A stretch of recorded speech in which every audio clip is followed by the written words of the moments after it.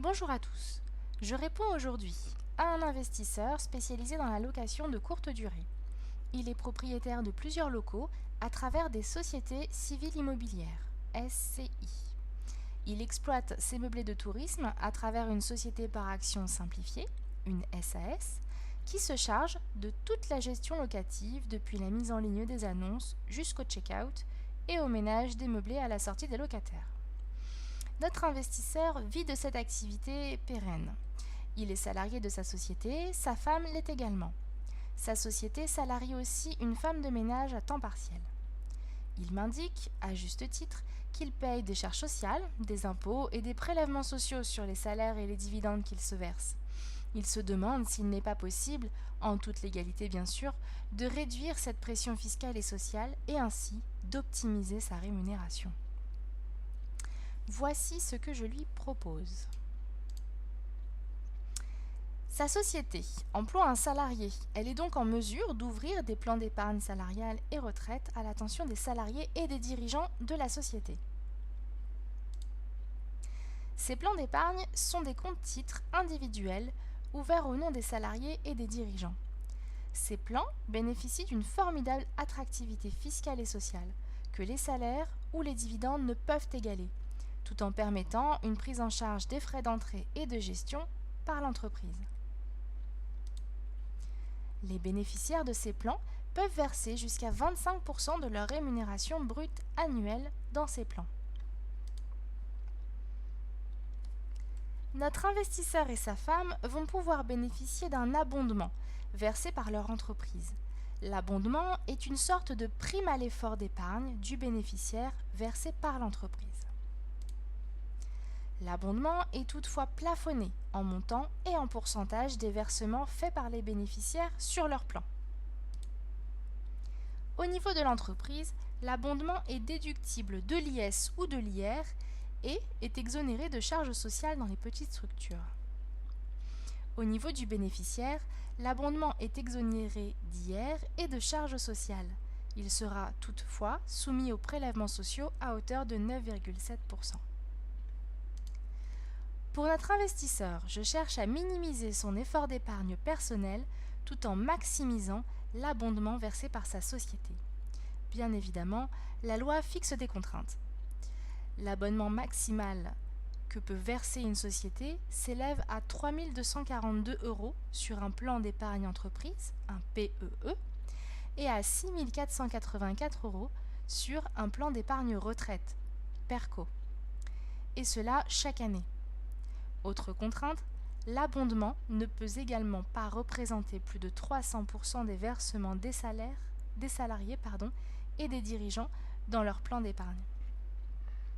Enfin, dernier point important, il est possible d'inscrire dans le règlement du plan d'épargne de l'entreprise la faculté laissée aux bénéficiaires de réaliser ce que l'on appelle un transfert interdispositif.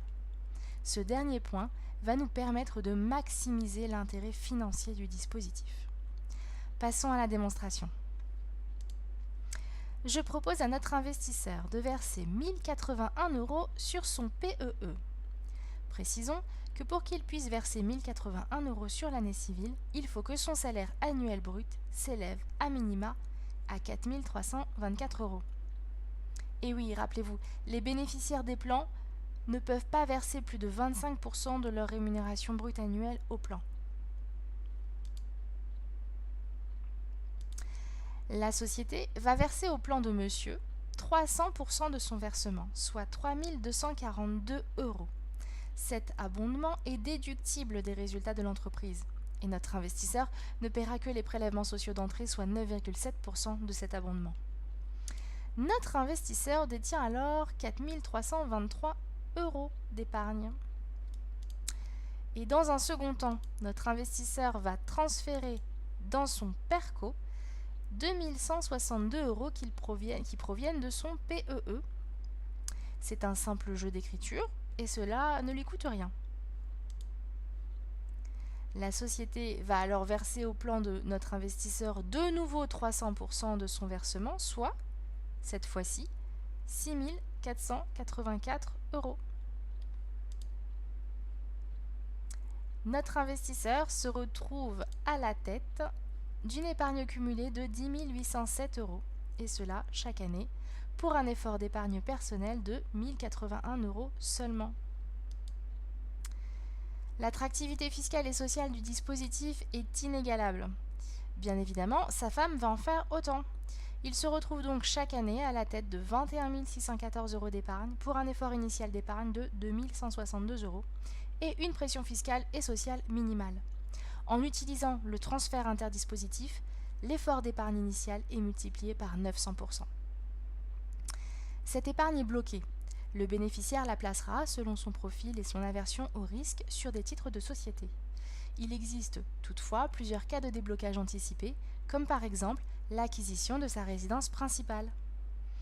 Le dispositif pourra encore être optimisé en mettant en place une prime à la performance que l'on appelle intéressement, ainsi qu'une prime de partage des résultats que l'on appelle participation, au niveau de la société. Mais cela nécessiterait une vidéo à part entière. Bien entendu, la mise en place de ces plans nécessite le respect d'un certain formalisme et de certaines règles. Ne vous lancez pas dans ce dispositif sans être accompagné par un professionnel. Ce cas est inspiré d'un cas réel. N'hésitez pas à me poser vos questions et avec votre accord, j'y répondrai peut-être en vidéo. Merci et à bientôt.